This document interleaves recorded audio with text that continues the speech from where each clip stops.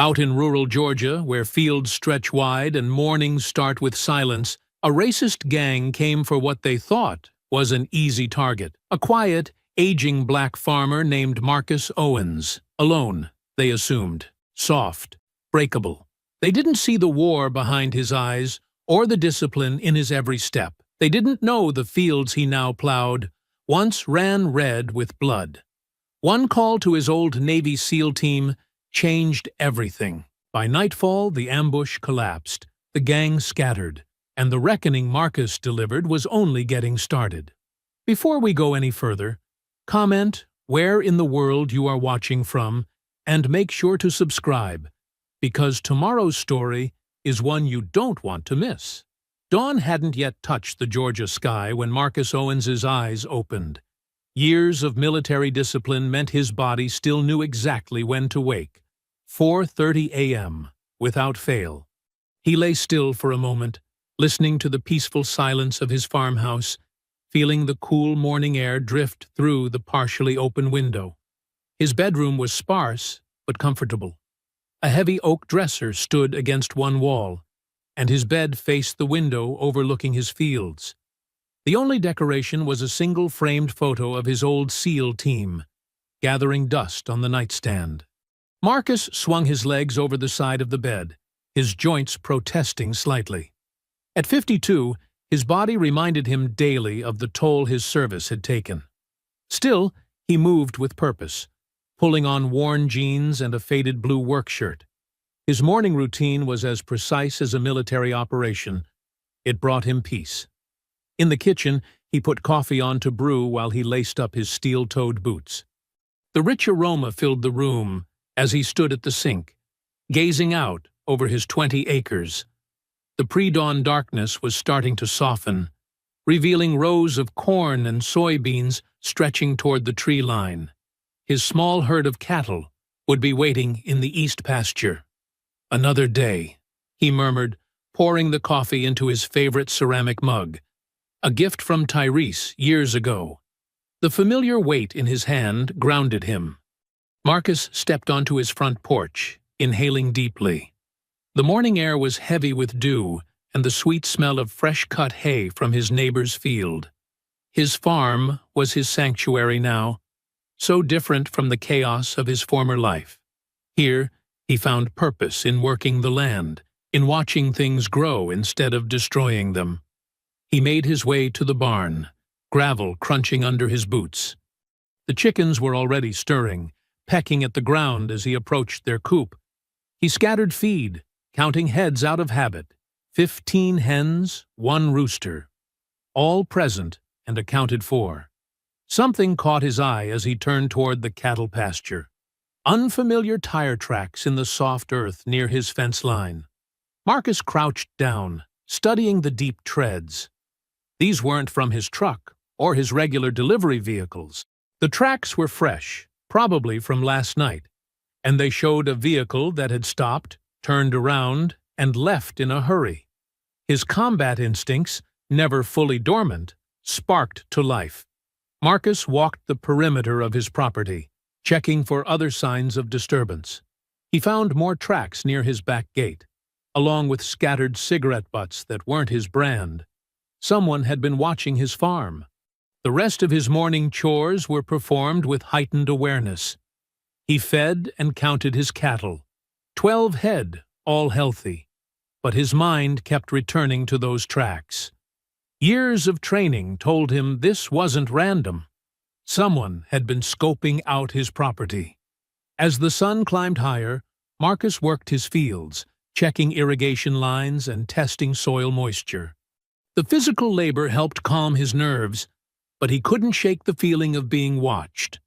By late afternoon, his shirt was soaked with sweat as he finished repairing a section of fence.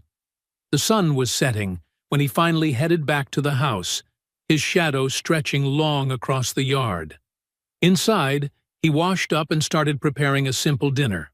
Fresh vegetables from his garden and a piece of chicken. The routine was familiar, but his movements were tense now, his senses alert. The first unusual sound came just as he was plating his food. Engines, multiple vehicles, approaching fast down his private road. Marcus switched off the kitchen light and moved to the window. His heart rate picked up, but his hands were steady as he pushed the curtain aside. Headlights cut through the growing darkness, illuminating his yard in harsh white beams. 3 pickup trucks were rolling toward his house, their engines growling aggressively. Behind them, he could see more vehicles approaching. Marcus's tactical mind kicked in automatically, assessing threats and options. The trucks were spreading out, surrounding his property in a practiced manner. This wasn't random violence. This was coordinated. In the glare of headlights, he could see men jumping from the vehicles, carrying weapons. The orange glow of torches bobbed in the darkness. His hands clenched as he watched them approach, at least a dozen armed men moving with purpose across his land. The same land he'd bought after retiring, hoping to find peace. The same soil he'd worked every day for the past 5 years, trying to grow something good to make up for all the death in his past. Now they were here to destroy it all. Through the window, Marcus could see their faces clearly now, masks of hatred illuminated by torchlight as they spread out around his house and barn. They carried rifles and shotguns, some brandishing burning torches, like something out of a nightmare from another century. Marcus moved silently through his darkened house, years of SEAL training taking over.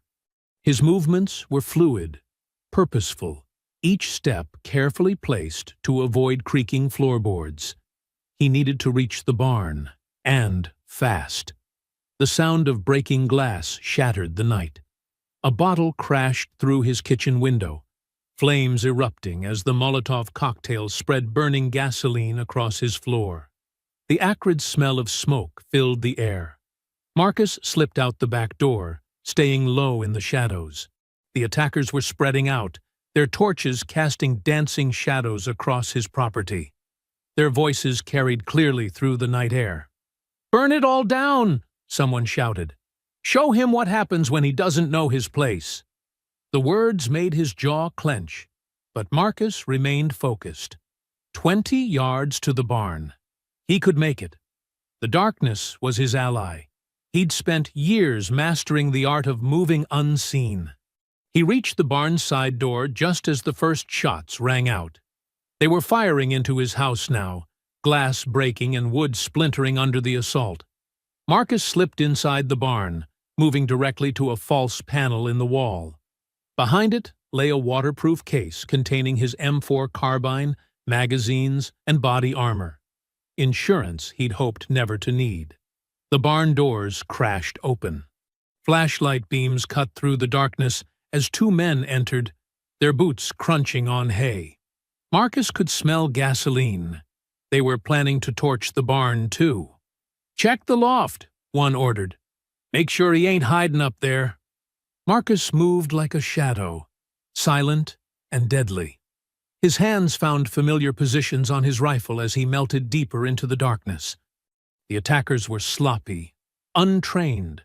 They'd separated themselves from their group, made themselves vulnerable. A horrific sound split the night, the death scream of one of his cows. They were slaughtering his livestock now. Rage burned in Marcus's chest, but he kept it controlled, channeled. Emotion got you killed. The first attacker never saw him coming. Marcus struck from behind, one hand clamping over the man's mouth while his other arm locked around the throat. The struggle was brief, ending with a sharp crack as Marcus twisted, severing the spinal cord with practiced efficiency. The second man turned at the sound, raising his shotgun. Marcus was already moving. He slammed into the attacker's midsection, driving him back against the barn wall. The shotgun blast went wide, deafening in the enclosed space. Marcus struck twice, throat and temple, dropping his opponent like a stone. Outside, more vehicles had arrived. Marcus counted at least 15 attackers now, their faces hidden behind masks as they destroyed everything in sight. His chest tightened as he watched them spray paint his barn with racial slurs, their hatred raw and ugly in the torchlight. A burst of automatic fire ripped through the night, but not aimed at him. Marcus recognized that sound. Tyrese's M249 saw. His old friend had arrived. "Contact front!" someone screamed. The attackers scattered as Tyrese's heavy weapon forced them to cover. Marcus used the chaos to his advantage, moving to a firing position at the barn's window. Two attackers ran past his position, trying to flank Tyrese. Marcus dropped them both with precise double taps. The training never left you. Aim, squeeze, confirm. Pain exploded in his left shoulder as a round found him. Marcus rolled away from the window, blood soaking his shirt. The wound was bad, but not immediately fatal. He'd survived worse. "Marcus!" Tyrese's voice boomed across the property. "Give me some cover fire!" "Moving to your position!" Marcus forced himself up, ignoring the burning in his shoulder. He laid down, suppressing fire, forcing the remaining attackers to duck behind their vehicles. Tyrese sprinted through the gap, his powerful frame moving with surprising agility for a man his age. "Damn, brother," Tyrese said as he reached Marcus's position. "You sure know how to throw a party." His eyes narrowed as he saw Marcus's wound. "You're hit." "I've had worse paper cuts," Marcus grunted, though the pain was intensifying. "They're pulling back." Indeed, the attackers were retreating now, engines roaring to life as they fled into the night. Tyrese kept his weapon trained on their escape route until the last vehicle disappeared. The aftermath of violence lay scattered across Marcus's farm. His house burned, livestock lay slaughtered in the fields, and hateful messages defaced his buildings. The peace he'd built here lay in ruins. "How'd you know?" Marcus asked, letting Tyrese examine his wound. "Been watching these bastards," Tyrese replied, his voice tight with anger. "Knew they were planning something. Didn't know it would be this big, though." He helped Marcus to his feet. "This ain't over, brother." Not by a long shot. Marcus looked out over his burning property. The land he'd worked so hard to nurture now scarred by hatred. The peaceful farmer in him mourned the destruction, but another part, the warrior he'd tried to leave behind, was awakening. These men had brought war to his doorstep. The sun crept over the horizon, painting the smoke-filled sky in shades of angry red.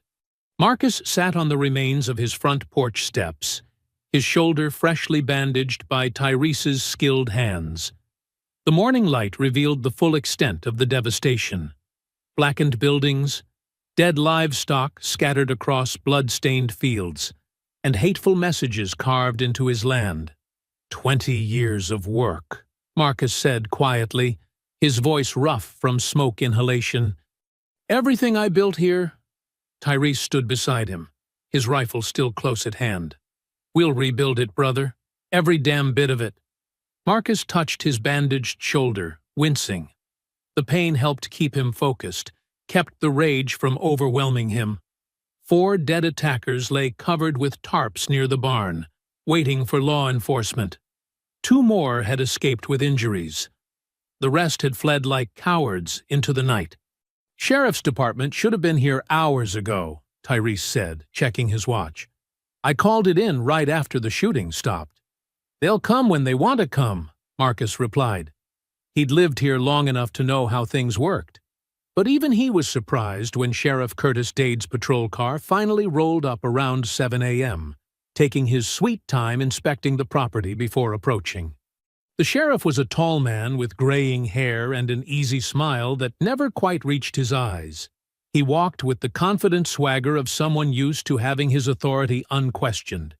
2 deputies flanked him, looking uncomfortable. "Morning, Marcus," Dade said pleasantly, as if he wasn't standing in the middle of a war zone. "Heard you had some trouble last night." Marcus stood slowly, ignoring the pain. "That's one way to put it, Sheriff. My property's destroyed, my livestock slaughtered, and I've got 4 dead men who tried to kill me." Dade glanced at the covered bodies, then at the bullet holes and burn marks. His expression remained carefully neutral, Looks like quite a mess.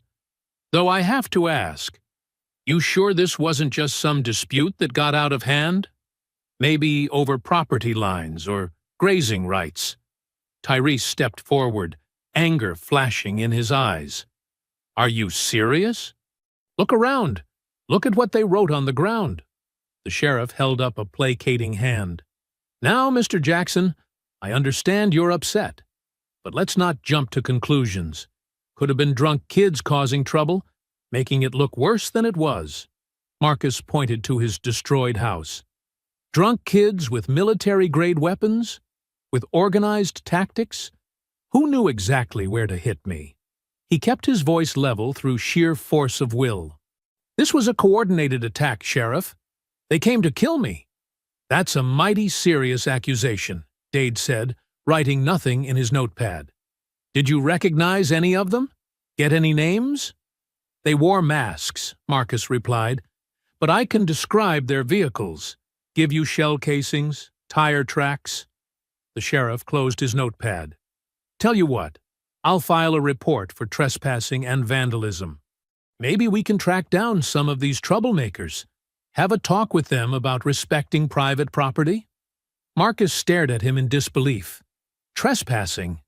They tried to lynch me. They murdered my livestock. They burned racial slurs into my land. Now, Marcus, Dade's tone turned patronizing. Let's not make this about race. That'll just stir up trouble nobody wants. File an insurance claim for the damage, and we'll keep an eye out for suspicious activity. Tyrese took an angry step forward, but Marcus caught his arm. He recognized the look in Dade's eyes. The sheriff had already decided what version of events he'd accept. Pushing harder would only make things worse. Thank you for your time, Sheriff, Marcus said quietly. The words tasted like ash in his mouth.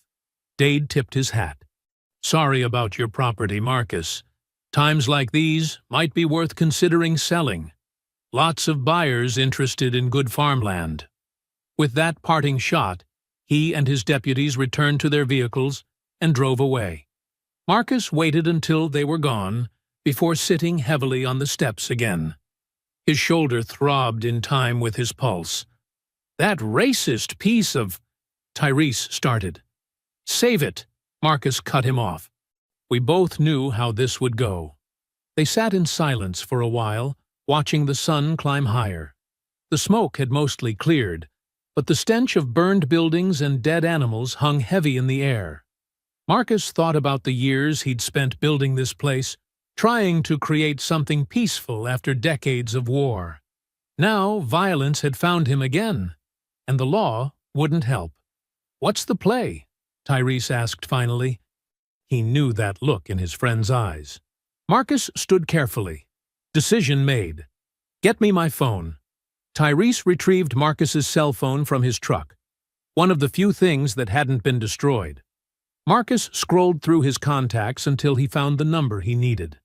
He hadn't called it in years, but some connections never broke. He pressed dial and waited. It rang twice before a familiar voice answered. Sarah Adams. Marcus took a deep breath. I need you here. Now.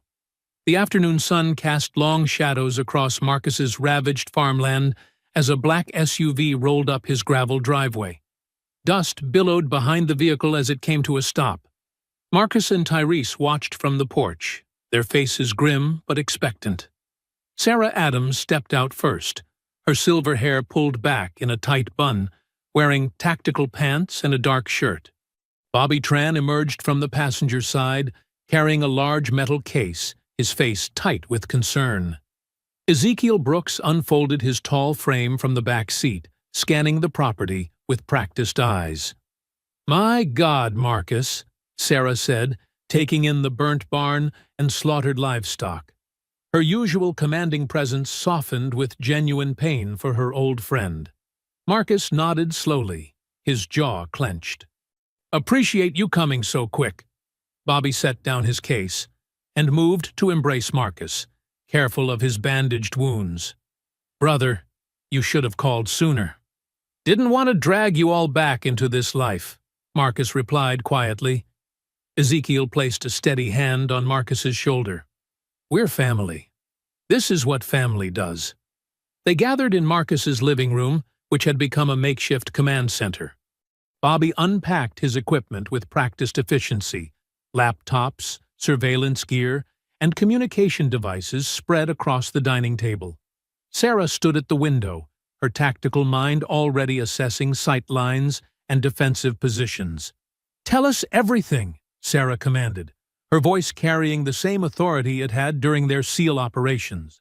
Marcus and Tyrese recounted the attack in detail. Bobby's fingers flew across keyboard keys, pulling up local police reports and social media activity. Ezekiel made notes in a small notebook, his tracking expertise already at work. "Sons of purity," Bobby said, turning one laptop around. "They've been growing bolder in the last 6 months. Their leader is this piece of work, Wyatt Cole." The screen showed a man in his 40s with close cropped hair and cold eyes. Several photos showed him at white supremacist rallies, always at the center of the crowd. "I know that face," Tyrese growled. "He was here last night, staying back while his boys did the dirty work." Sarah leaned over Bobby's shoulder, studying the intelligence. "They've got a pattern. Small farms, minority owners, escalating violence. But this attack on you, Marcus, it's different. More coordinated." Bobby connected additional monitors, creating a web of information. Surveillance camera feeds from nearby roads began populating the screens. Ezekiel studied tire tracks in photographs taken that morning, comparing them to vehicle registrations. "Got something," Bobby announced after an hour of intense work. Cole's group operates out of an old warehouse off Route 16. Used to be a farm supply store. He pulled up satellite imagery. They're careful, but not careful enough. Their communications are encrypted, but... His fingers danced across the keys.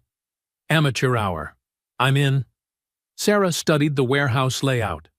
3 entry points. Loading dock on the east side. Main entrance facing north. Emergency exit on the west wall. Her mind was already forming tactical approaches. Ezekiel returned from scouting the perimeter of Marcus's property. Found fresh tracks matching the ones from last night. They've been watching, probably for weeks. He spread out a local map. "They're using these back roads here and here."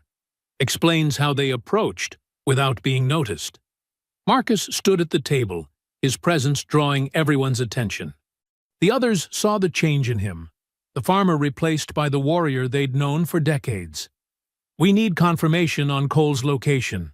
Bobby nodded, typing rapidly. "Already on it. I've tapped into their cell networks. Cole's phone is pinging off towers near the warehouse. He's there right now." "Running it like a command center," Sarah observed, studying the surveillance feeds. "At least 20 members coming and going. Heavy weapons. They're not just some backwoods hate group." "No," Marcus agreed. "This feels more organized, professional." Bobby's system beeped, and new information flooded the screens. "Got video confirmation. Cole just arrived at the warehouse 10 minutes ago." Live footage showed the gang leader's truck pulling into the loading dock. The team gathered around the monitors, watching intently as Bobby cycled through different camera angles. The warehouse bustled with activity. Men moving crates, vehicles being prepped, weapons clearly visible. "They're planning something bigger," Tyrese said, his voice tight with anger. "This wasn't just a one-off attack." Sarah straightened up, her decision made. "We need eyes on that warehouse. Close surveillance, full coverage." She looked at each team member in turn. "We do this right. We do this clean. We find out exactly what we're dealing with before we move." Marcus nodded, trust in his old team evident in his expression. These were the people he'd gone to war with, the ones who'd never failed him. Now they were here, standing in his kitchen, ready to fight another battle. Bobby continued monitoring the feeds, setting up automated alerts. Ezekiel prepared his tracking gear, ready to establish observation posts. Sarah began sketching out preliminary tactical plans, while Tyrese checked their weapons. The afternoon light was fading, casting the room in shadows broken by the glow of monitoring screens. The warehouse location was confirmed. Cole's presence was verified. The first phase of their operation was set. Night wrapped around the warehouse like a shroud. Marcus and his team moved through the darkness with practiced silence, their night vision goggles revealing the terrain in ghostly green clarity. Sarah had positioned them strategically. Marcus and Tyrese would breach the loading dock, while she and Bobby approached the main entrance. Ezekiel provided overwatch from a nearby rooftop, his rifle trained on potential escape routes. 3 guards, north side. Ezekiel's whisper crackled through their earpieces. 2 more by the loading dock. Regular patrol every 12 minutes. Marcus checked his watch. They had 7 minutes until the next patrol. He and Tyrese pressed against the cold metal of a shipping container, waiting. The warehouse loomed before them, its windows casting dim yellow light into the night.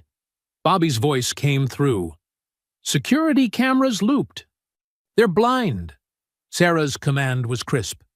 "Execute in 3, 2, 1. Marcus moved first, swift and silent. The guard never saw him coming. One precise strike to the throat, another to the temple. The man crumpled without a sound. Tyrese handled the second guard with equal efficiency. At the main entrance, Sarah and Bobby neutralized their targets with synchronized takedowns. 4 guards down, no alerts raised. "Loading dock clear," Marcus whispered, moving to phase 2.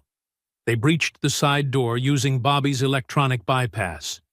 The warehouse interior spread before them, stacks of crates, weapon racks, and a makeshift office elevated on a metal platform. Marcus spotted Cole through the office windows, hunched over paperwork.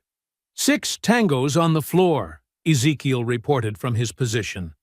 2 by the weapons cache, 3 near the vehicles, 1 walking the catwalk. Sarah's voice was steady. "Take them." The team moved like shadows. Marcus tracked the catwalk guard, timing his approach. When the man turned, Marcus struck, a quick chokehold, easing the unconscious body down silently. Below, his team worked with lethal precision. Sarah took down 2 men by the weapons with rapid hand strikes. Bobby and Tyrese moved in perfect sync, neutralizing the others before they could raise an alarm. Cole remained oblivious in his office, music playing through his headphones. Marcus approached from behind while Sarah covered the door. Through the glass, they could see Cole bobbing his head to whatever he was listening to, completely unaware. Marcus kicked the door in. Cole spun, reaching for a pistol on his desk. Marcus was faster. His hand clamped around Cole's throat, slamming him against the wall. The gun clattered to the floor. "Hello, Wyatt," Marcus growled. "Remember me?" Cole's eyes widened with recognition and fear. "How did you—" Marcus tightened his grip. "You burned my farm, killed my animals, left some choice words on my land." His voice was deadly calm. But something doesn't add up. Sarah entered, weapon trained on Cole. Bobby and Tyrese secured the rest of the warehouse, zip-tying unconscious guards. "This was too organized," Marcus continued. "Too well-funded. Who paid you?" Cole struggled, his face reddening. "I don't know what—" Marcus slammed him again, harder. "Wrong answer." "Okay, okay," Cole gasped. "We got paid. Good money. More than we've ever seen." "Who?" Sarah demanded. Cole's eyes darted between them. "Some ex-military guy. Said he had a personal score to settle with Owens. Wanted it to look like our usual jobs. Racial stuff? But this was different." Marcus felt a chill. "Name?" "Briggs," Cole wheezed. Called himself Commander Briggs. The name hit Marcus like a physical blow. He released Cole, stepping back. Sarah's weapon didn't waver. "That's impossible," Marcus said. "Briggs is dead. Columbia. 8 years ago." Cole shook his head, rubbing his throat. Not dead. Met him face to face. Older guy. Military bearing. Scary calm, you know. Had pictures of you. Knew everything about your routine. Said you owed him a debt in blood. Marcus exchanged looks with Sarah. They both remembered Columbia. Operation Ghost Blade. The mission that went wrong. The civilian casualties they'd never fully explained. He's lying, Tyrese said from the doorway. No, I swear. Cole's voice cracked with genuine terror. Briggs is alive. He's been planning this for years. Said you took everything from him, so he was going to take everything from you. Started with the farm, but that was just the beginning. Bobby appeared with a laptop. He's telling the truth. Found encrypted communications. They match old Navy protocols, ones Briggs would have known. Marcus stared at Cole, his mind racing. Alan Briggs, his former commander, his mentor, the man who'd taught him everything about being a SEAL, the man whose death he'd carried as another weight of guilt. Where is he now? Marcus demanded. Cole shook his head frantically. Don't know. He contacts us. Different burner phones, different drops. Never stays in one place. But he's out there, man. And he's not going to stop until you're dead. Sarah moved closer to Marcus, her voice low. If Briggs is alive, then everything we thought we knew about Columbia was wrong, Marcus finished. The implications were staggering. A commander they'd trusted, presumed dead, now orchestrating attacks from the shadows. Cole slumped in his chair, defeated. He said you'd figure it out eventually. Said when you did, to tell you something. He swallowed hard. Said to tell you, remember the children of Ghostblade. Dawn crept over Marcus's farmhouse, casting long shadows through the burned fields. Inside, the team huddled around Bobby's array of laptops and monitors, their faces lit by the blue glow of screens. Empty coffee cups littered the table, evidence of their sleepless night analyzing the intel from Cole's warehouse. Look at this, Bobby said, fingers flying over the keyboard. Security footage appeared, showing a figure in a dark coat meeting with Cole. The image was grainy, but the military bearing was unmistakable. Facial recognition's a 67% match to Briggs's last known photos. Marcus leaned closer, studying the familiar stance, the way the man held himself. His stomach tightened. That's him. Sarah pointed to another screen displaying financial records.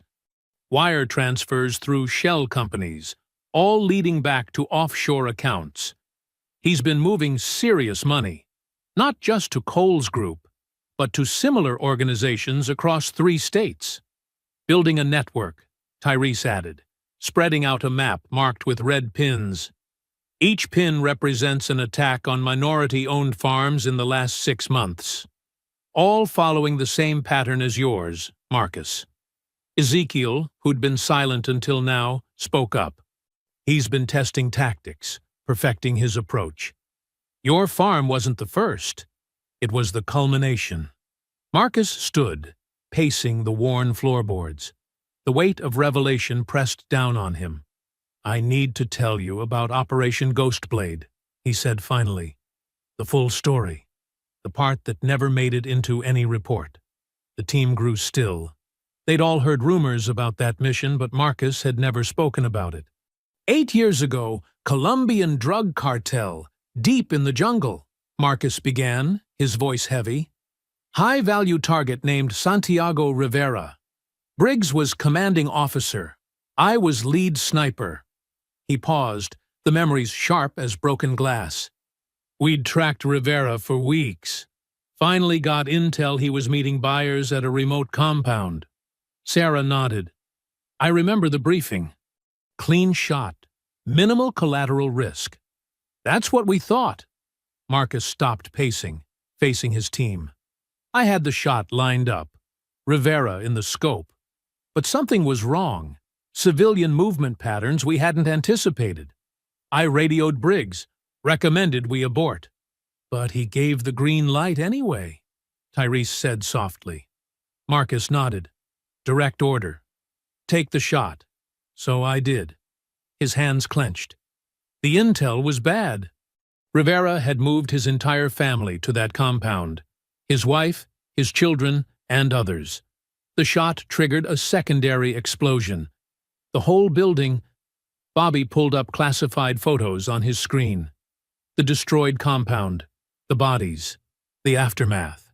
17 civilians, Marcus continued, including Rivera's family. And he took a deep breath, including Briggs's wife and daughter. They'd been hostages. Rivera had taken them months before, but the intel never reached us. Briggs knew they were missing, but never imagined they'd be there. Silence filled the room. The horror of understanding dawned on each face. Briggs disappeared after the mission review, Sarah said. They found blood, evidence of a firefight. Everyone assumed that he'd been killed by Rivera's men, Marcus finished. But he wasn't. He's been planning. All these years, building his revenge. Using hate groups as his weapons, turning my race against me. Making it look like simple bigotry while he pulled the strings. Ezekiel stood suddenly. Incoming transmission. Breaking through our firewalls. The main screen flickered. A face appeared. Older, weathered, but unmistakably Alan Briggs. His eyes were cold, his smile cruel. "Hello, Marcus," Briggs said. "I see you finally figured it out. Took you long enough." Marcus stepped forward. "Alan." "Don't!" Briggs's voice cut like steel. "Don't pretend you feel anything but fear right now. You should. You took my family from me, made me watch through your scope as they died. Now I'm going to take everything from you. Slowly, piece by piece." The camera panned, showing photos pinned to a wall. Marcus's farm, his friends, the team, surveillance shots taken over months. "Your farm was just the beginning," Briggs continued. "I'm going to destroy everything you've built, everyone you care about. And you're going to watch, just like I did. Helpless, unable to stop it." Sarah stepped up beside Marcus. "You're insane, Alan. This won't bring them back." Briggs laughed, a hollow sound. "This isn't about bringing them back, Sarah. This is about justice, about making him feel what I felt. The children of Ghostblade demand it." "The children of Ghostblade were innocent," Marcus said. "This is just murder." "No, Marcus. This is war. And I learned from the best, you, the team. All those lessons about precision strikes, about using the enemy's weaknesses. I've just chosen different weapons. Instead of bullets, I use hatred. Instead of bombs, I use fear." The screen showed more photos, other farms, other victims of the hate group attacks. Every person I've hurt, every life I've destroyed. Their blood is on your hands, and I'm just getting started. Bobby's fingers flew across the keyboard, trying to trace the signal. Briggs smiled, noticing. "Don't bother, Bobby. You taught me too well about covering tracks. When I'm ready, you'll find me. Until then," his eyes locked onto Marcus. "Watch your back. Watch your friends. Because you never know which moment will be their last." The screen went black, leaving the team in stunned silence. Marcus's hands gripped the back of a chair, knuckles white with tension. The morning sun now streamed fully through the windows, but the warmth couldn't chase away the chill of Briggs's threats. Sarah immediately took charge. "We need to secure the perimeter. Now." She pulled out a tablet, drawing up a quick tactical map. "Bobby, set up motion sensors every 50 yards. Ezekiel, get the drone coverage expanded. We're blind out there." Marcus nodded, his military training kicking in. "I've got weapons cached in the barn's foundation. Tyrese, help me." He turned, but Tyrese was already gearing up, checking his pistol. "I'll do a sweep of town," Tyrese said, sliding spare magazines into his vest. Something about those photos Briggs showed. Some were recent. He's got eyes on us, which means he's got people nearby. Not alone, Marcus said sharply. We stick together. Tyrese shook his head. Town's got too many corners, too many witnesses. One man draws less attention. I'll keep radio contact every 15 minutes. He checked his watch. Mark time now. Sarah stepped forward. He's right, Marcus. We need intel, and Tyrese knows how to stay invisible. She handed Tyrese an encrypted radio. First sign of trouble, you call. No heroics. Marcus didn't like it, but he knew they were right. He clasped Tyrese's shoulder. 15 minutes, 1 second late, and we come in hot. Copy that. Tyrese grinned, but his eyes were serious. Keep the coffee hot. They watched from the porch as Tyrese's truck disappeared down the dirt road. Bobby was already setting up the perimeter sensors, while Ezekiel launched a small surveillance drone from the back field. Marcus and Sarah worked methodically, retrieving weapons and ammunition from his hidden cache. They transformed the farmhouse into a defensive position, covering angles, establishing fields of fire. It was familiar work, bringing back memories of countless missions. The first radio check came right on schedule. Town looks quiet, Tyrese reported. Checking the sheriff's office next. Something feels off about... Static cut through his words. Say again, Marcus called. You're breaking up. Multiple vehicles, unmarked. More static. Think I've been made... Sarah was already moving. Track his signal! Bobby's fingers flew across his laptop. Got him! 3 blocks from the sheriff's office. The sound of gunfire crackled through the radio, followed by the screech of tires. Contact! Tyrese's voice was tight. 4 shooters, maybe more. The transmission cut off in a burst of static. Marcus was running to his truck, Sarah right behind him. They peeled out onto the road, gravel spraying. Bobby's voice came through their earpieces. Taking heavy fire. He's moving south on Parker Street. Multiple pursuers. More gunfire echoed through the town, both through their radios and in the distance. They were still 2 minutes out. Lost his signal, Bobby reported. Last known position behind the old hardware store. Marcus pushed the truck faster, taking corners with practiced precision. They reached the hardware store in a screech of brakes. The street was empty, but fresh rubber marks scarred the asphalt. Shell casings glinted in the morning sun. Split up, Sarah commanded. Clear the area. Watch for civilians. They moved with practiced efficiency, checking corners, doorways, any possible hiding spot. The back alley told the story. Scattered brass, scuff marks in the dirt, signs of a fierce hand-to-hand struggle. A dumpster bore fresh bullet holes. Marcus found Tyrese's radio, crushed and bloody, near a loading dock. Dark stains marked the concrete, still wet. Tire tracks led away, deep impressions suggesting a heavy vehicle. Marcus! Sarah called from around the corner. She stood by a white van, its side door open. Inside, tactical gear lay scattered. Professional grade, military issue. These aren't local thugs. These are operators.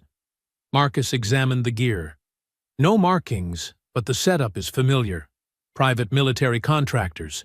Briggs is hiring professionals now. They heard sirens in the distance. Sarah grabbed his arm. We need to move. Sheriff's department will be here soon, and they're not on our side. Back in the truck, Marcus gripped the steering wheel so hard it creaked. The image of Tyrese's bloody radio burned in his mind. His oldest friend, the man who'd saved his life countless times, now in Briggs's hands. We'll find him, Sarah said firmly, reading his thoughts. Briggs wants an audience. He'll contact us. Marcus nodded slowly. But what will be left of Tyrese when he does? They drove back to the farm in heavy silence. The morning sun now feeling like a spotlight, exposing their failure. Bobby and Ezekiel met them at the door, faces grim as they reported their findings. The attackers had used signal jammers, professional tactics, coordinated teams. This wasn't just an ambush. It was a precisely planned operation. Marcus placed Tyrese's broken radio on the table. The blood on it now dried dark. His voice was steel when he spoke. Briggs wanted us to know he could reach us anywhere. Fine. Message received. He looked at his team. Now, we show him what happens when he takes one of our own. The farmhouse hummed with tense activity as screens flickered in the darkened room. Bobby hunched over multiple laptops, his fingers dancing across keyboards while lines of code reflected in his glasses. Ezekiel operated the surveillance drones, methodically scanning every warehouse and industrial zone within 50 miles. Sarah coordinated with her old intelligence contacts, calling in favors accumulated over decades of service. Marcus paced, his boots wearing a path in the wooden floor. Every few minutes, he'd stop to study the growing web of information on the wall. Satellite images, property records, power consumption data. His jaw clenched tighter with each passing hour. "Got something?" Bobby called out, breaking the pre-dawn silence. "Heavy data traffic from an industrial complex outside town. Way more bandwidth than they should need." Sarah leaned over his shoulder. "Could be streaming video. Or could be nothing," Marcus said, but moved closer to examine the data. "We can't afford another wild—" The screens suddenly went black. When they flickered back to life, Alan Briggs's face filled them all. "Hello, Marcus." Briggs smiled, looking exactly as Marcus remembered him, except for his eyes. Those were different now. Colder. "I thought you might want to see how your friend is doing." The camera panned to show Tyrese strapped to a chair, bloody but conscious. His face was swollen, one eye completely shut, but his good eye glared defiantly at the camera. Marcus's hands curled into fists. "Tyrese, tell him you're okay," Briggs ordered, moving into frame beside Tyrese. "Don't you dare give these bastards anything, Marcus," Tyrese spat, earning a brutal backhand from Briggs. "Bobby," Marcus whispered urgently, "tell me you're tracking this." "Working on it," Bobby muttered, his fingers flying. Signals bouncing through multiple servers. Briggs produced a knife, testing its edge. "You know, Marcus, I spent years planning this. Learning everything about you. Your routines, your weaknesses." He pressed the blade against Tyrese's throat. "Your friends." Sarah touched Marcus's arm, steadying him. They all knew Briggs was trying to provoke a reaction, to make Marcus lose focus. "Commander," Marcus said evenly, using Briggs's old title. "This is between you and me. Let him go, and I'll meet you anywhere." "Oh, but this is between you and me." Briggs dragged the knife down Tyrese's arm, drawing blood. "You took my family. Now you get to watch while I take yours. One piece at a time." Tyrese didn't scream, but his face contorted in pain. Marcus felt each cut like it was slicing his own flesh. "Got a trace," Bobby announced. "Signals coming from the old Phillips manufacturing complex. 10 miles north." "What else can you tell me?" Marcus demanded, forcing himself to look away from the screens. Sarah spread out a satellite map. 3 buildings, all connected. Heavy security setup. Motion sensors, cameras. At least 24 heat signatures moving inside. "More mercenaries," Ezekiel added, marking guard positions from his drone feed. Professional pattern to their movements. "They're expecting us." On screen, Briggs continued his methodical work, explaining each cut to Marcus in detail. Tyrese had stopped talking, conserving his strength, but his eyes never lost their defiant glare. "You've got 1 hour, Marcus," Briggs finally announced. Then we moved to power tools. The screen went dark. Marcus stood absolutely still for several heartbeats, his breathing controlled and measured. When he spoke, his voice was ice. Bobby, what's our best entry point? Loading dock on the east side, Bobby replied, pulling up thermal images. Blind spot in their camera coverage. But Marcus, this is exactly what he wants. He's waiting for us. I know. Marcus moved to his weapon case, selecting his gear with practiced efficiency. But he made two mistakes. First, he thought watching Tyrese's torture would break me. He checked his rifle's action. Instead, it just reminded me who I am, what I'm capable of. Sarah recognized the cold precision in his movements. This was Marcus the warrior, the man who'd earned his reputation in 100 classified missions. And the second mistake? Marcus slammed a magazine home. He forgot who taught me everything I know about combat. He faced his team, his eyes hard as granite. Briggs trained me, shaped me into a weapon. Now that weapon's coming for him. He laid out his tactical vest, methodically checking each piece of equipment. This isn't just about rescue anymore. Briggs wanted to make it personal. He looked at each of his teammates in turn. He succeeded. This is war. The team moved with renewed purpose, preparing for battle. Sarah coordinated their approach vectors while Bobby hacked the facility's security systems. Ezekiel prepped their vehicles, ensuring multiple escape routes.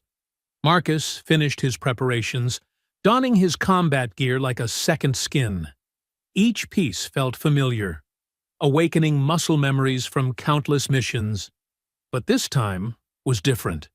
This wasn't about following orders or serving country. This was about saving family. He checked his watch. 43 minutes until Briggs's deadline. Just enough time to arrive and unleash hell. Gear up, he ordered. We move in 5. Midnight cast long shadows across the Phillips manufacturing complex. Marcus led his team through the blind spot Bobby had identified, their movements silent and precise. Security cameras swiveled uselessly above them, locked in an endless loop thanks to Bobby's hacking. The loading dock door yielded to Sarah's electronic bypass. They entered in diamond formation, Marcus on point, Sarah and Bobby covering the flanks, Ezekiel watching their 6. Their night vision gear painted the world in ghostly green. Marcus held up his fist, stopping the team. 2 mercenaries passed through the intersection ahead, their weapons held professionally. He waited until they were past before signaling the team forward. 3 tangos, North Corridor, Sarah whispered through their comms. Marcus responded with hand signals, split and flank. The team divided smoothly, years of training making them one fluid unit. Marcus and Sarah went left, while Bobby and Ezekiel went right.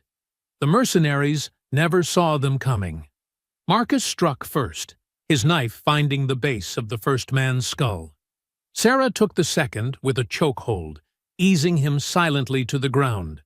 Bobby and Ezekiel emerged from the shadows to catch the third between them. No shots fired, no alarms raised. They moved deeper into the complex, following Bobby's mapped route to where the video signal originated. Each intersection brought new threats.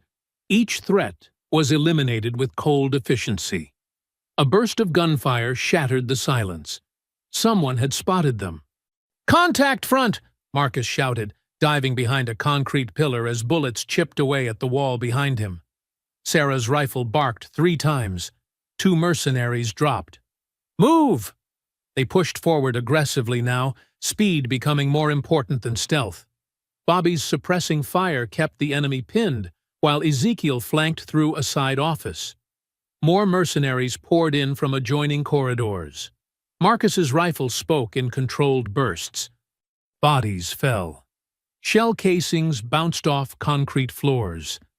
The smell of cordite filled the air.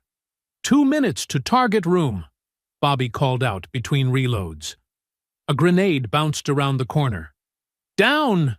Marcus yelled. The explosion rattled windows and showered them with debris.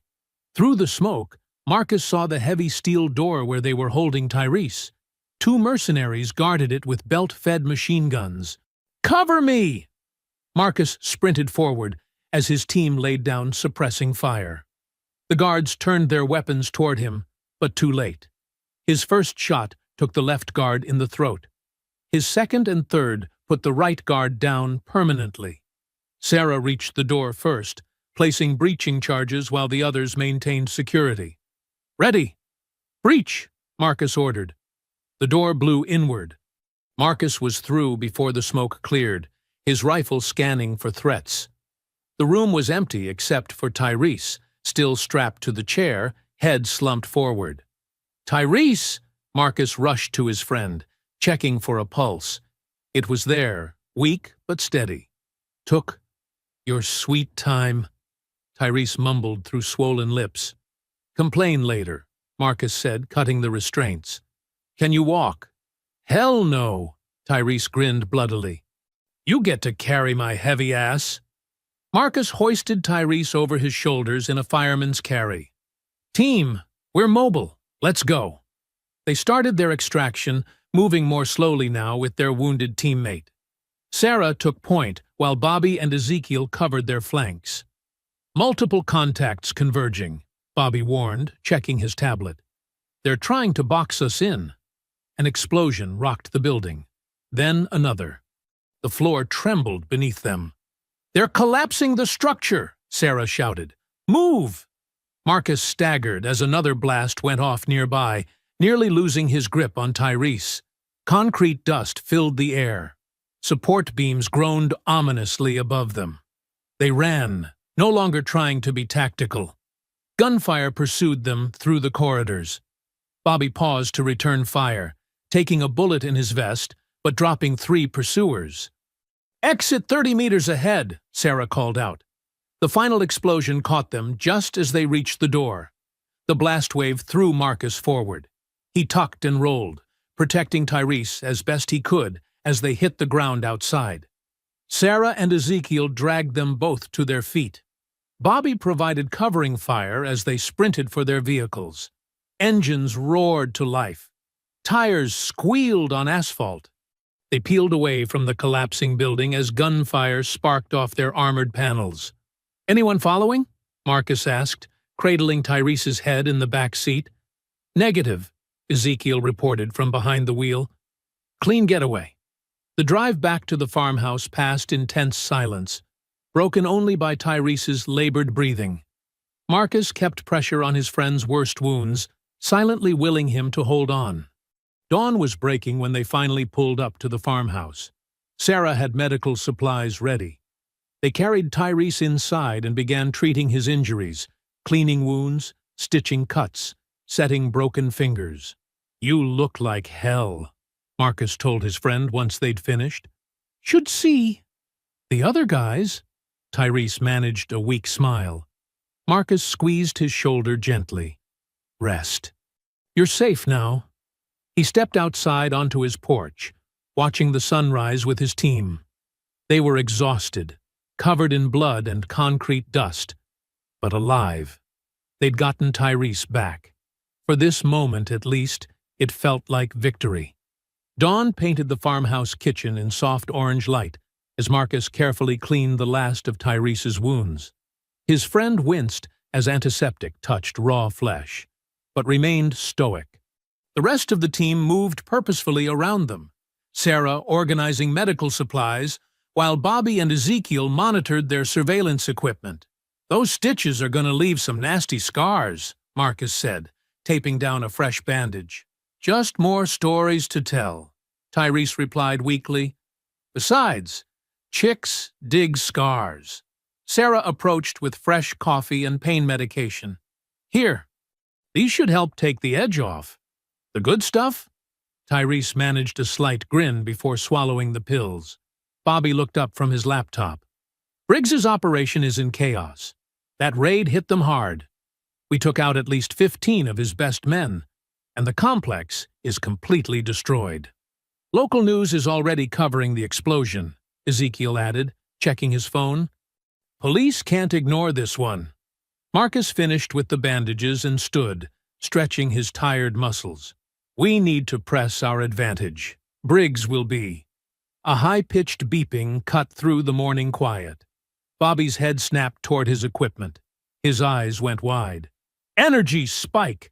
Massive electrical surge coming from... The world exploded. The blast hit like a giant's hammer, shattering windows and throwing everyone to the floor. Heat and pressure rolled through the house in a deafening wave. Marcus's ears rang as he scrambled to his feet. "Everyone out! Now!" He grabbed Tyrese, hauling his injured friend up as more explosions rocked the foundation. Sarah appeared through the smoke, helping support Tyrese's other side. They stumbled toward the door as ceiling beams cracked ominously above. Bobby and Ezekiel were already outside, waving frantically. "The barn!" Bobby shouted. "More charges!" The barn detonated in a massive fireball, sending burning debris raining across the fields. The shockwave knocked them all down again.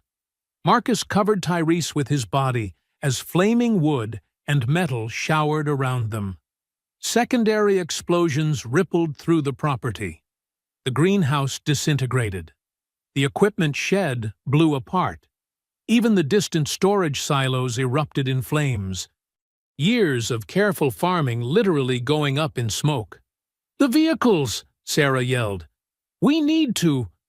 Their trucks exploded simultaneously, turning the driveway into an inferno. Briggs had thought of everything.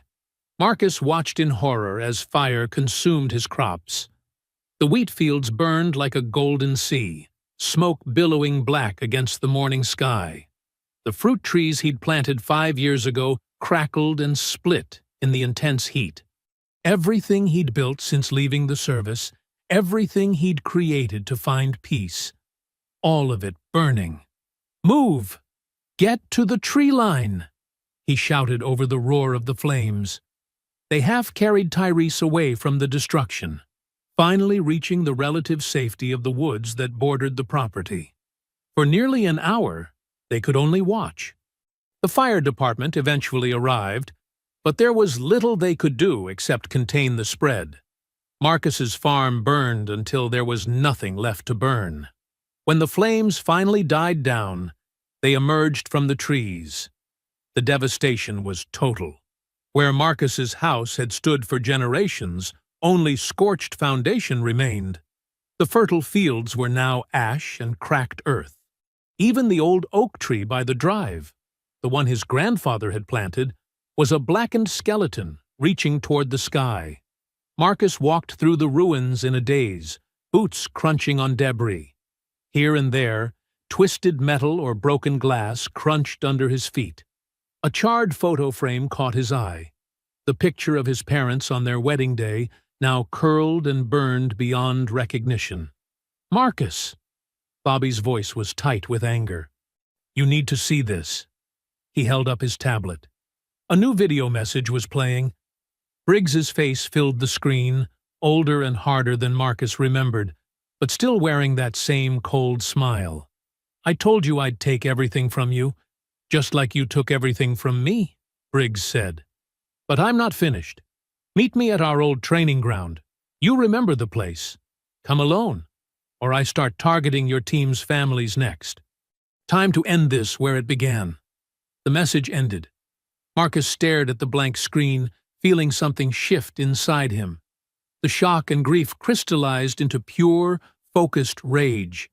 Sarah touched his arm. "Marcus, we need a plan. We can't—" "No." His voice was quiet but hard as steel. "No more plans. No more tactics. He wants me. He gets me. You can't face him alone," Tyrese protested from where he sat propped against a tree. "That's exactly what he wants." Marcus looked around at his team, his family. Then he looked back at the smoking ruin of his home. Everything he'd built to escape violence had been destroyed by violence. The peaceful life he'd tried to create was now ash and ember.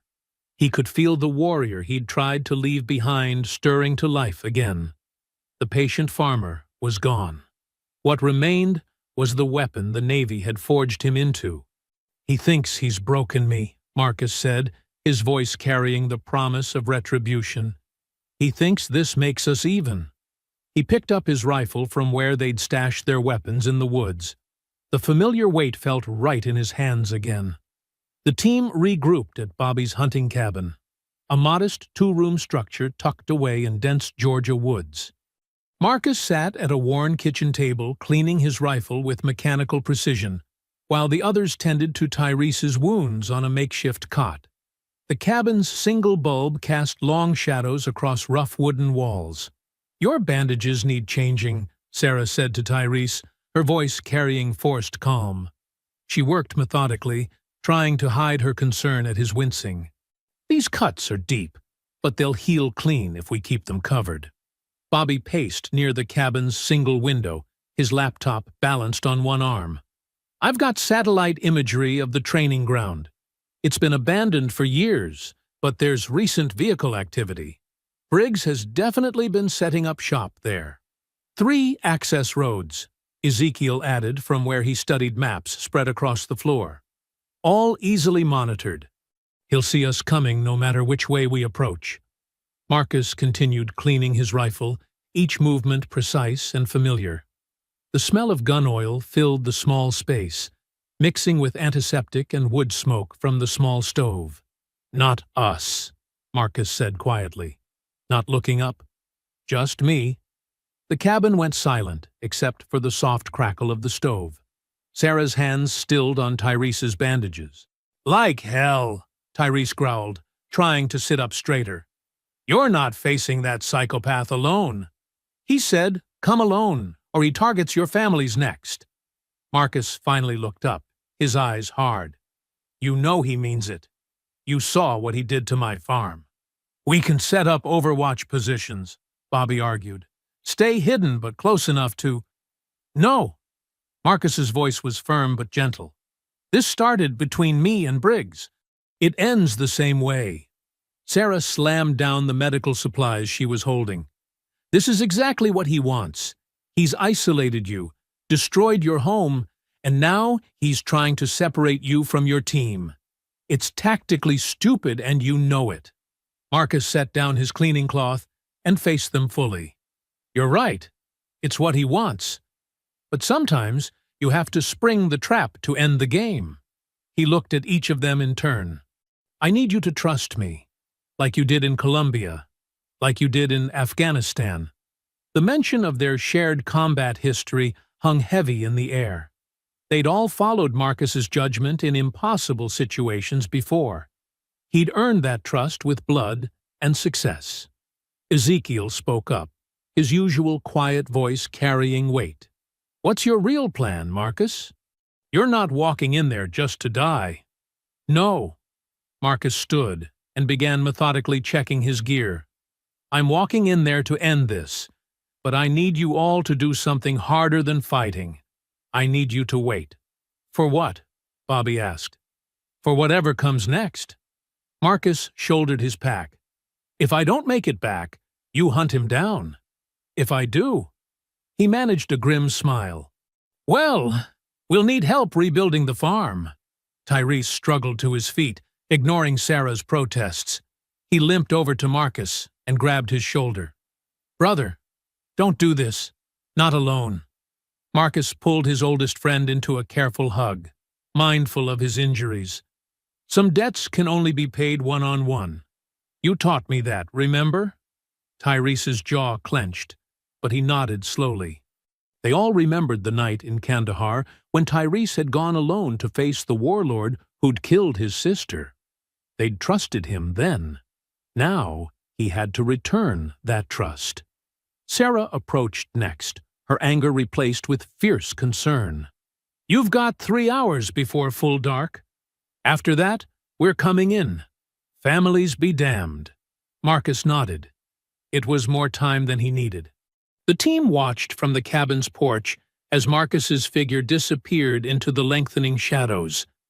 The sun was setting behind the trees, painting the sky in shades of blood and gold. Marcus drove an old truck they'd borrowed from one of Bobby's contacts, taking back roads to avoid attention. The familiar Georgia landscape rolled past, but his mind was already at the training ground, remembering its layout, planning approaches. The abandoned military facility appeared exactly as he remembered. A sprawling complex of concrete buildings, rusted equipment, and overgrown training courses. The main gate hung open, its chain cut. Marcus parked outside and continued on foot, moving silent as a ghost through deepening twilight. The facility had been their advanced training ground 20 years ago. Every building, every corner, every sight line was etched in his memory. He could almost hear the echoes of younger men running drills, Briggs's voice barking orders, the crack of gunfire on the range.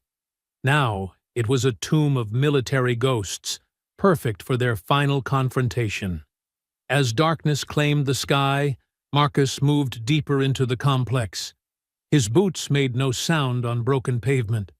Wind whispered through empty doorways, but beneath the natural sounds, he caught the faint hum of generators, the glint of fresh boot prints in old dust, the subtle signs of recent activity masked by someone who knew how to hide them. Briggs was here.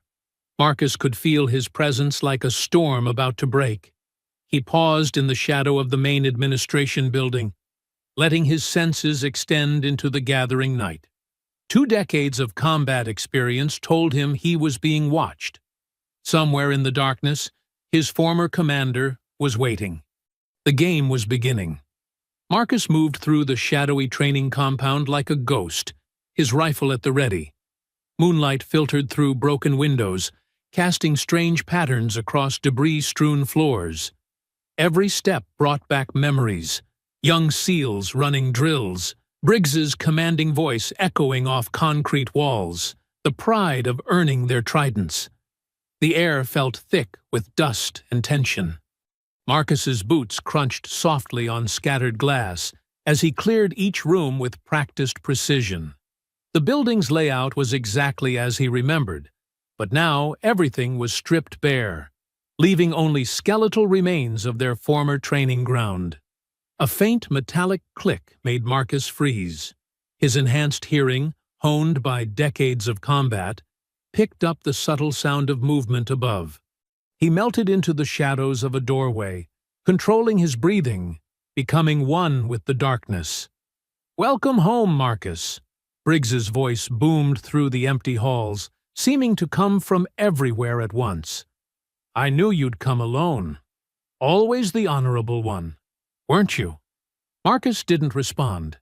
He tracked the voice's origin, noting how it echoed differently from various speakers hidden throughout the building. Classic misdirection. But Marcus hadn't survived this long by falling for basic tricks. "Nothing to say to your old commander?" Briggs taunted. "The man who made you what you are?" A shadow moved on the catwalk above. Marcus fired 2 precise shots, splintering metal where Briggs had been a split second before. The sound was deafening in the enclosed space. Briggs's laugh echoed again. "Still quick on the trigger. Just like in Colombia." Marcus advanced carefully, using the building's support columns for cover. "You want to talk about Colombia? Let's talk face to face." "Oh, we will." Briggs's voice dripped with venom. "We'll talk about how you gave the order to fire without confirming the target. About how my wife and daughter died because of your arrogance." Something clattered across the floor. A flashbang. Marcus turned away just as it detonated, but the blast still left his ears ringing. Through the disorientation, he sensed movement behind him. Marcus spun, barely deflecting Briggs's knife thrust. The blade sliced air where his throat had been. They crashed together in a brutal exchange of strikes, each man calling upon years of close combat training. Briggs was still powerful despite his age, his technique precise and lethal. He drove Marcus back with a combination of strikes, his face twisted in rage. "You took everything from me!" Marcus absorbed a punch to his ribs, countering with an elbow strike that caught Briggs's temple. "We were hunting terrorists. Your family wasn't supposed to be there." "They were visiting my brother," Briggs roared.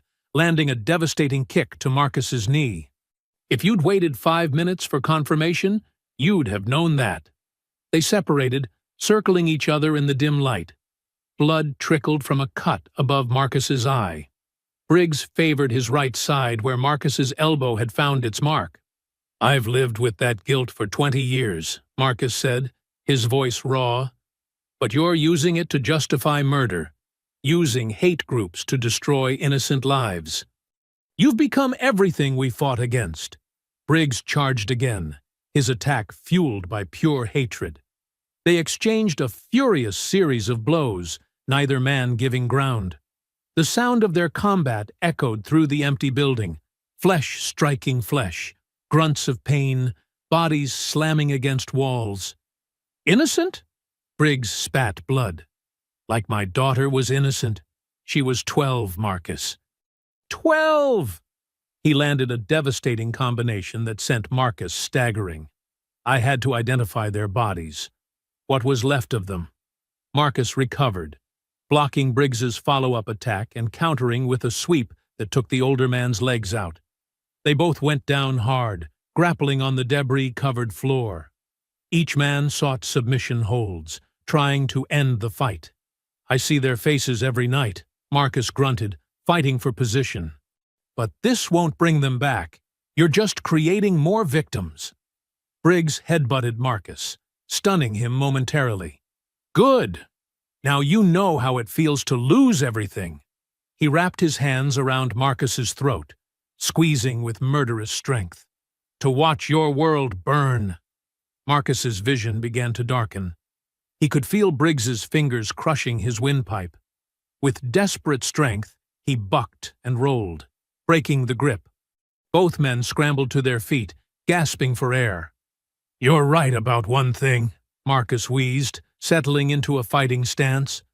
"I did make a mistake in Colombia, but I won't make another one tonight." Briggs charged with a roar, abandoning technique for pure aggressive fury. Marcus sidestepped, using his opponent's momentum against him. In one fluid motion, he trapped Briggs's arm and executed a perfect throw, driving him into the concrete floor with crushing force. The impact knocked the wind from Briggs's lungs. Before he could recover, Marcus had him pinned, one arm locked behind his back in an unbreakable hold. Briggs struggled, but the position was secure. Marcus could have ended it there. One sharp twist would break Briggs's neck. Instead, he maintained the hold, forcing his former commander to face the cold floor. "Do it!" Briggs growled. "Finish what you started." Marcus increased pressure on the hold, causing Briggs to grunt in pain. "No, you don't get to die a warrior's death. You're going to face justice, real justice, for everything you've done." Marcus kept Briggs pinned, his knee pressing firmly into the older man's back. With his free hand, he pulled out his phone and activated the video recording. "Now you're going to tell the truth. All of it." Marcus increased pressure on the hold, making Briggs wince. "Start with how you survived Colombia." Briggs struggled against the restraint, but Marcus's grip was unshakable. "You can't prove anything." "Wrong answer." Marcus twisted slightly, causing Briggs to gasp in pain. "The world's going to know exactly what you've become. Start talking." Briggs's laugh was bitter, echoing off the concrete walls. "You want the truth? Fine. I survived the explosion in Colombia. Woke up in a village 3 days later. When I learned what happened to my family," his voice cracked with rage, "I decided to die that day. Commander Alan Briggs ceased to exist." "And then?" Marcus prompted, keeping the camera steady. "Spent years planning, building networks, finding people who could help me destroy you completely." Briggs's words dripped with venom. The Sons of Purity were just useful idiots, easy to manipulate with their own hatred. I fed them targets, gave them weapons, pointed them at your farm. "Keep going," Marcus commanded. "Tell them about Sheriff Dade." "Curtis?" Briggs laughed darkly. Easiest one to buy. Already corrupt to the bone. Money in the right accounts, and suddenly hate crimes disappeared from police reports. Evidence vanished. Witnesses changed their stories. The sound of footsteps echoed through the building. Marcus tensed, but didn't release his hold. Sarah emerged from the shadows, her weapon trained on Briggs. Behind her, Bobby and Z secured the perimeter with practiced efficiency. "Couldn't stay away, could you?" Marcus said, managing a slight smile despite his exhaustion. "You really think we'd let you face him alone?" Sarah moved closer, her expression hard as she looked down at Briggs. "We've got the building surrounded. Federal agents are on their way." Briggs renewed his struggles. "You think this changes anything?" "You can't undo what happened." "No," Marcus agreed. "But we can stop you from hurting anyone else." He addressed Sarah without taking his eyes off Briggs. "Bobby's evidence?" "Already sent to every major news outlet and federal agency," Sarah confirmed. "Sheriff Dade was arrested 10 minutes ago. His deputies are cooperating, turning over everything." Red and blue lights began flashing through the broken windows. The sound of vehicles and voices grew outside as law enforcement arrived. Bobby appeared with 2 federal agents, their badges gleaming in the dim light. "Commander Alan Briggs," one agent announced formally. "You're under arrest for conspiracy, terrorism, attempted murder, and multiple federal hate crime violations." Marcus maintained his hold while the agents approached with handcuffs. "This is justice, Alan, not revenge. That's the difference between us." As the agents secured Briggs, Marcus finally released his grip and stood slowly, his body aching from the fight. Sarah steadied him with a supportive hand. "The press is outside," Bobby reported, joining them. "Whole circus is waiting. Got multiple agencies fighting over jurisdiction." "Let them fight," Sarah said. "We've got enough evidence to bury him in any court." They watched as the agents led Briggs away. The former commander walked with his head high, but his defeat was evident in every step. Outside, camera flashes burst like lightning through the windows. Marcus leaned against a wall, suddenly feeling every year of his age. "Any word on Tyrese?" "Stable," Z reported quietly. "Doctors say he'll make it. Already asking when he can come home." A small smile crossed Marcus's face. Stubborn as always. More agents entered the building, photographing evidence and documenting the scene. Marcus's team stayed close, forming a protective circle around their exhausted brother. "The farm," Marcus started, thinking of his destroyed home. "Is just land," Sarah finished firmly. "We'll rebuild it. Together." Bobby nodded. "Already got contractors lined up. Communities rallying, too. Amazing what people will do when the truth comes out." Through the main doors, they could see Briggs being led to a waiting vehicle. Reporters shouted questions. Cameras recorded every moment of his public disgrace. The man who had hidden in shadows for so long was finally exposed in the harsh light of justice. "You did it, Marcus," Sarah said softly. "You brought him in alive. Proved you're still the better man." Marcus watched as the vehicle carrying Briggs disappeared into the night, followed by a convoy of law enforcement. "We did it. All of us." The team stood together in the empty training compound, each lost in their own thoughts. The building that had once forged their brotherhood had now witnessed its ultimate test. They had faced their past, confronted betrayal, and emerged stronger. Local police began securing the scene with yellow tape. Evidence technicians carefully documented the signs of combat, photographing blood spots and collecting samples. The night would be long, full of statements and official reports, but the hard part was over. "Should we say something profound?" Bobby asked, breaking the heavy silence. "Seems like we should mark the moment somehow." Marcus straightened up, wincing slightly. "Nothing to say. Let's go home." Marcus sat on the edge of the motel bed, his body still sore from the fight with Briggs. The cheap TV mounted on the wall played yet another news report about the scandal. Sarah occupied the room's only chair, while Bobby and Z leaned against the wall, all of them watching intently. Former Navy SEAL Commander Alan Briggs has been indicted on multiple federal charges, the reporter announced.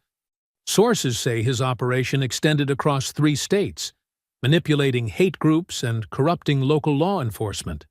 Bobby clicked his tongue. They're still uncovering more. My data dump is keeping investigators busy. Good, Sarah said firmly. Let them follow every thread. The news showed footage of Sheriff Dade being led from the police station in handcuffs, his face twisted with shame. Several of his deputies had already turned state's evidence, revealing years of covered-up crimes and destroyed evidence. Marcus's phone buzzed. A text from the hospital.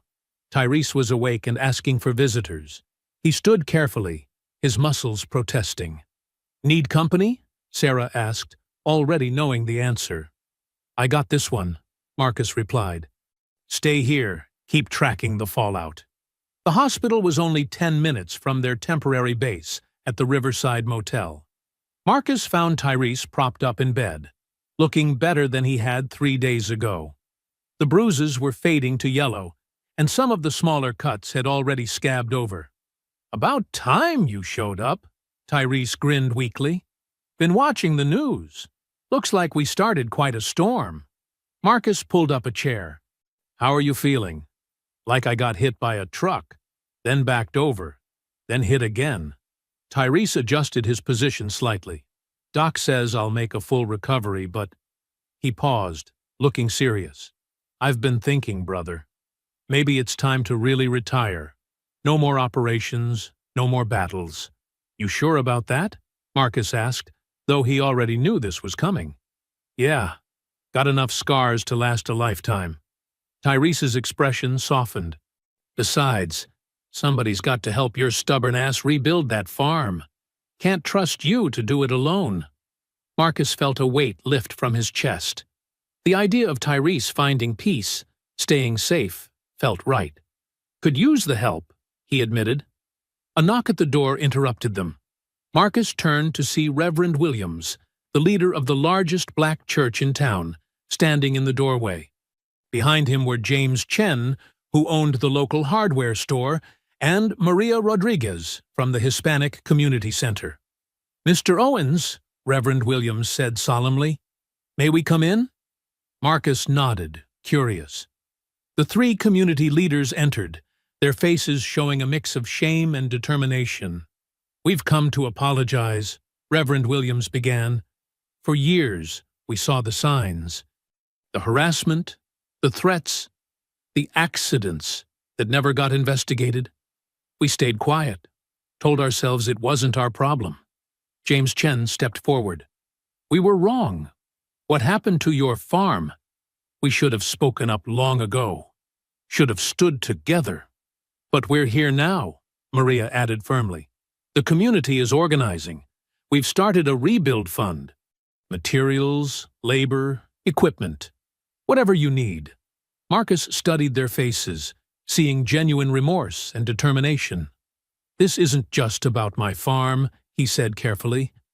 No, Reverend Williams agreed. It's about changing things, really changing them. Sheriff Dade's replacement is already working with federal investigators. The county commission is establishing an oversight committee. And we want you involved, Maria said. Your voice matters. Your experience matters. Tyrese chuckled from his bed. They're right, you know. Can't hide out on that farm forever. Marcus stood slowly, looking at each of them in turn. I appreciate the offer. All of it.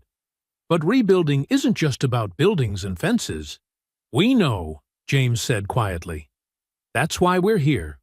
Real change takes everyone working together. The contractors are ready whenever you are, Maria added. My brother's company will handle the heavy equipment. James has already donated materials. And my congregation, Reverend Williams smiled, makes excellent work crews, not to mention the best food for hungry volunteers.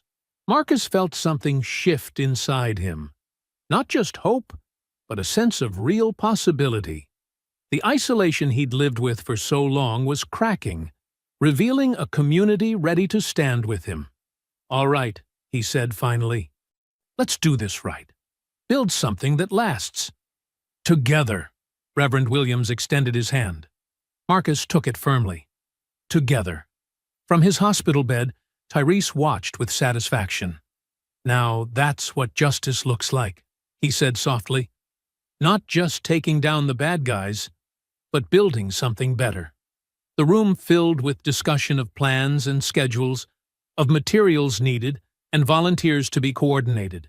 Through the window, Marcus could see the Georgia sun shining bright and clear. The land that Briggs had tried to poison with hatred would become something new. Not just a farm, but a symbol of what unity could achieve. "First priority," James was saying, "is getting your house rebuilt before the rainy season." "No," Marcus corrected gently. "First priority is making sure everyone knows they're welcome to be part of this. Every color, every background. That's how we really win." The others nodded in agreement, understanding that this moment was about more than construction plans. It was about building bridges, healing wounds, and creating the kind of community that would stand strong against any future threats. The morning sun painted long shadows across Marcus's rebuilt farm.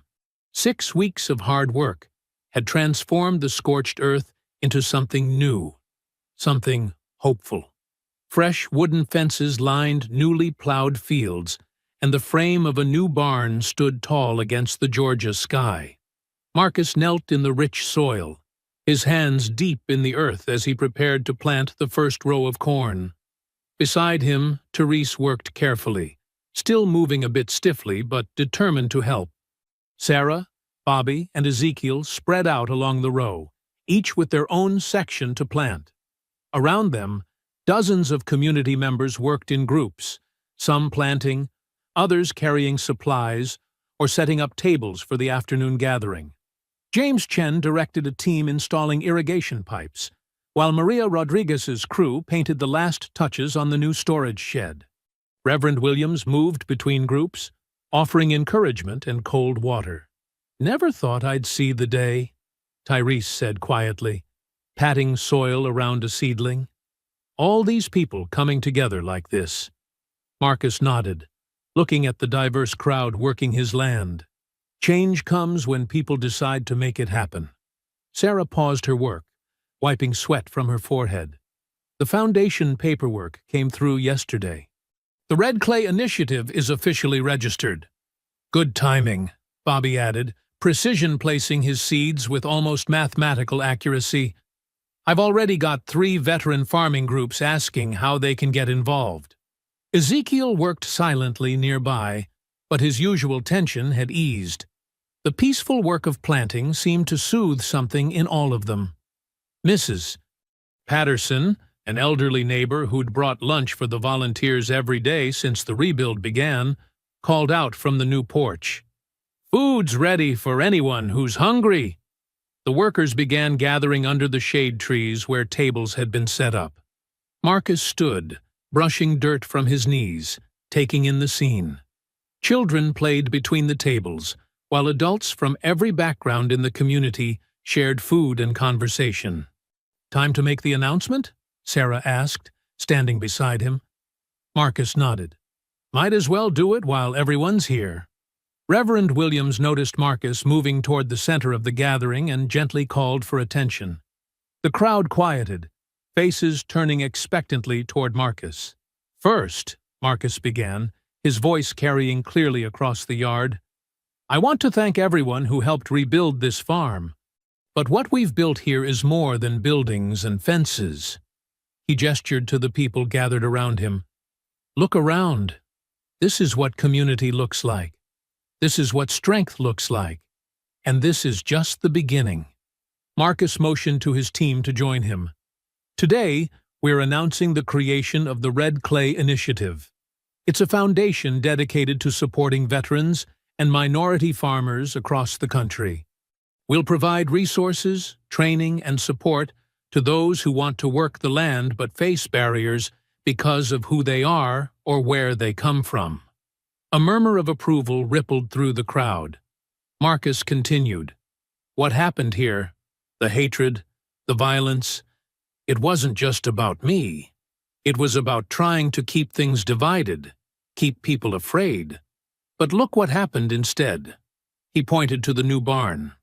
Every beam in that barn was raised by different hands working together. Every fence post was set by neighbors helping neighbors. That's the real power. Not hatred, not violence, but unity.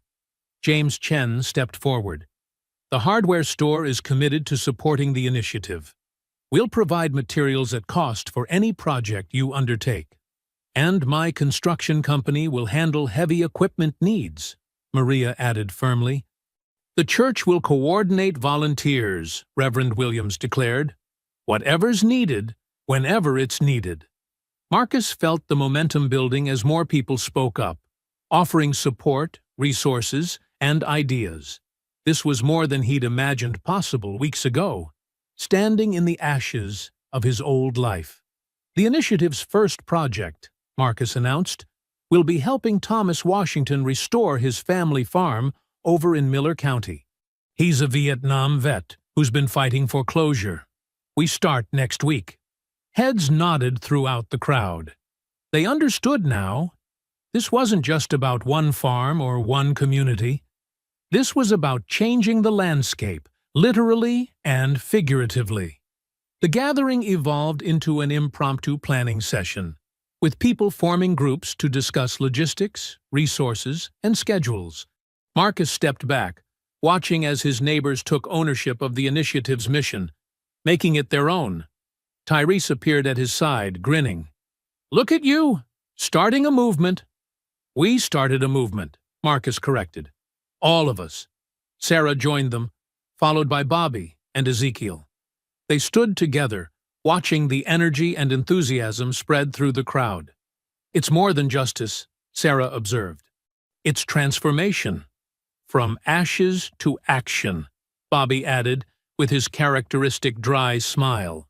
The afternoon sun cast golden light across the newly planted fields as Marcus and his closest friends moved to the edge of the property.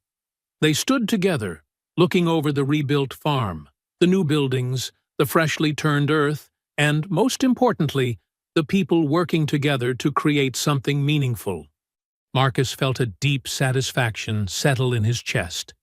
The land that had once been scarred by hatred now promised new growth, new possibilities, and new connections that would reach far beyond these acres.